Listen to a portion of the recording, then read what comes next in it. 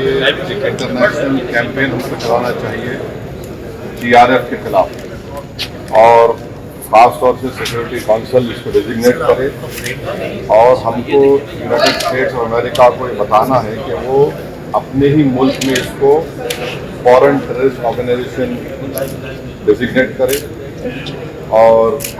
کیونکہ آپ دیکھیں گے فروری 2025 میں حافظ سعید کے بیٹے حافظ عبدالرؤف کی ایک اسپیچ ہے POK میں، جس میں اس نے کہا کہ 2025 تمام سال ہم لوگ جہاد کریں گے۔ تو یہ جہاد کا نام لے کر، یہ بھارت میں غلط نام لے کر قتل کرنا چاہتے ہیں، آتنک پیدا کرنا چاہتے ہیں۔ تو US کو ہم ریکویسٹ کریں، ان کو لابی کریں کہ یہ TRF کو ایک فورن ٹیررسٹ آرگنائزیشن بنائیں، پاکستان کو FATF کے گرے لسٹ میں ڈالا جائے۔ یونائٹڈ کنگڈم سے ہم نے ٹریڈ ڈیل کیا ہے، اب کیا بہت سی چیزیں کم ہو جائیں گی، ٹیرف کم ہوگا، تو ہم UK گورنمنٹ سے کہیں کہ وہ بھی TRF کو بین کریں، اور UK ٹریجری پاکستان کو سینکشن کرے۔ یونائٹڈ اسٹیٹ سے ہم ٹریڈ ڈیل کرنے جا رہے ہیں، US پریزیڈنٹ نے کہا کہ 0 ٹیرف ہوگا ایگریکلچر پر، تو یہ مور دا ریزن ہے کہ ہم US بھی اس کو قبول کریں۔ اب کشمیر میں گورنمنٹ کے پاس ایک بہت سنہرا موقع ہے، تاریخی موقع ہے کہ وہ یقیناً پاکستان کو کنفرنٹ کریں، مگر کشمیریوں کو اڈاپٹ کریں۔ آپ کشمیریوں کو قریب کریں، اور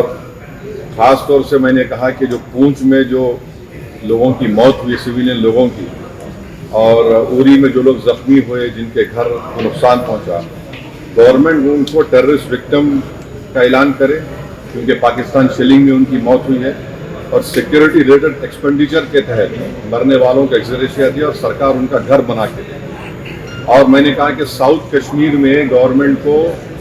بہت احتیاط سے کام کرنے کی ضرورت ہے، وہاں کے یوتھ کو ہم کو قریب کرنا ہے۔ اور جو آپریشن سندور ہوا، اس کا میری نظر میں سب سے بڑا امپورٹنس یہ ہے کہ موریچی اور بھاولپور پر اٹیک کرنا، یہ نون ٹیررسٹ آرگنائزیشن کے ہیڈ کوارٹرز ہیں۔ یہ بہت اہم بات ہے جس کو ہم کو سمجھنے کی ضرورت ہے۔ ملٹری اسٹریٹجی وائز آپ دیکھیں گے اب ہمارے دیش کے لیے 2 فرنٹ ہاسٹیلٹی ہوگی، LAC اور LOC پر، اس لیے کہ جب 2016 میں اوری ہوا، 2019 میں ہم بالاکوٹ کیے، آج ہماری 50,000 فوج گلوان اور پہ بیٹھی ہوئی ہے۔ تو یہ 2 فرنٹ ہاسٹیلٹی کو ہم کو دیکھنے کی ضرورت ہے۔ چائنا سے ہم اتنا ایکسپورٹ کر رہے ہیں، امپورٹ سے زیادہ چائنا سے اتنا امپورٹ کر رہے ہیں، ایکسپورٹ سے زیادہ ہو رہا ہے، تو ہم چائنا پر بھی امپریس کریں کہ وہ پاکستان کو، TRF کو جتنے ٹیررسٹ وانٹڈ ہیں انڈیا، اس کا حوالے کریں۔ اور گورنمنٹ سے میں نے گورنمنٹ سے کہا کہ آپ نے اچھا جواب دیا OIC کو، اور ترکیہ کو ہم کو سمجھانا ہے کہ ترکیہ